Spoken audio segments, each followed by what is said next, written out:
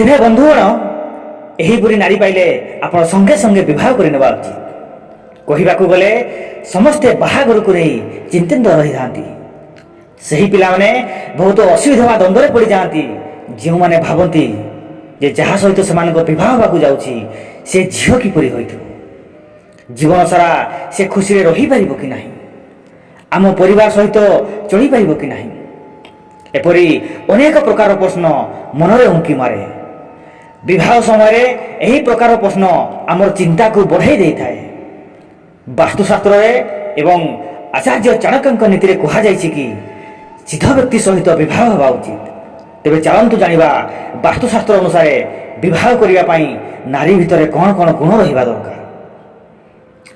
बंधुगण प्रथम गुण हूँ आचार्य चाणक्य नीति अनुसार काम ठीक ठाक हो से परिवार समस्त दायित्व तुलाइवाई सक्षम हवा दरकार। तेरे सही स्त्री माने परिवार रे सम्मान बढ़ाई था। द्वितीय गुण हूँ विवाह पाई स्त्री मध्य गोटे गुण थिबा निहाती आवश्यक। से निज ठारू बड़ एवं सान व्यक्ति को सम्मान देवा आवश्यक। एभली स्त्री माने परिवार को श्रृंखलित कर रखि थांती। तृतीय गुण हूँ आचार्य चाणक्य नीति अनुसार जो नारी संस्कृति एवं परंपरा पालन करि थाए से भली नारी विवाह पाई श्रेष्ठ बोली विवेचित होई थांती। से स्त्री स्वामी पाई सौभाग्यशाली होई थांती। से भली स्त्री देवादेवी को आशीर्वाद प्राप्त करिबार सफल होई थांती।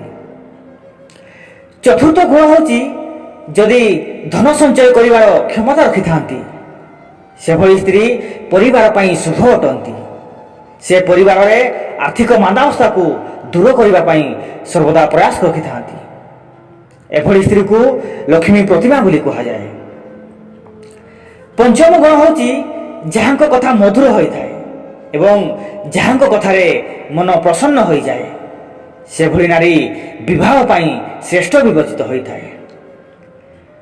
षष्ठ गुण थिबा नारी आचार्य चाणक्य कहउचंती जो नारी असुविधा समय निज स्वामी को उचित मार्गदर्शन करि थाए सही नारी को विवाह करने द्वारा पुरुषर बोझ कमी जाई थाए।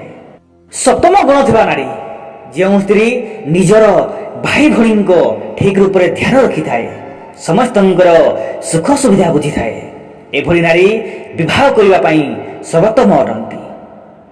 अष्टम गुण थिबा नारी आचार्य अनुसार जो नारी निजर स्वाभिमान बजाय रखि थाए एवं वंशर मान सम्मान बजाय रखे से भली स्त्री को श्रेष्ठ स्त्री बोली कहा जाए। नवम गुण थिबा नारी जो स्त्री मथारे अहंकार न थाए ताकू मध्य श्रेष्ठ स्त्री बोली कहा जाए।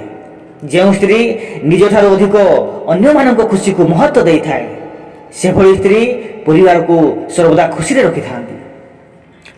दशम गुण थिबा नारी जो स्त्री कठिन परिस्थिति रे परिवार को अणदेखा कर न थाए एवं समस्त प्रकार संपर्क को बजाय रखि थाए से भली स्त्री विवाह पाई श्रेष्ठ अटंती। एभली नारी माने विवाह करने पाई योग्य अटंती। यदि आपण मध्य विवाह करने चाहते ताहले मुख्य कथा आपण को कार्य आसी पारे।